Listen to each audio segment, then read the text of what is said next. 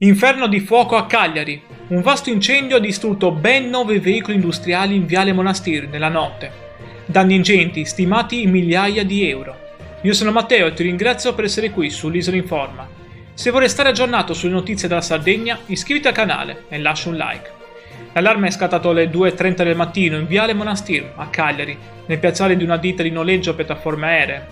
Le fiamme altissime hanno rapidamente avvolto 9 automezzi parcheggiati. La situazione era critica per il rischio di propagazione. I vigili del fuoco sono arrivati subito con più squadre, lavorando per ben 2 ore per circoscrivere il rogo ed evitare che si estendesse ad altri mezzi e al capannone adiacente. Nessun ferito, ma i danni sono ingentissimi. Ma come può un incendio distruggere 9 mezzi industriali in piena notte? È stato un cortocircuito o c'è un'ombra dolosa? La Polizia di Stato e i Vigili del Fuoco stanno conducendo i rilievi per stabilire la causa esatta del disastro a Cagliari. Un episodio che lascia l'amaro in bocca per l'economia della Sardegna. Cosa ne pensi di questo rogo a Viale Monastir? È stato un cortocircuito o c'è qualcosa di più? Scrivi nei commenti la tua opinione, iscriviti per non perdere aggiornamenti e lascia un like se il video ti è stato utile.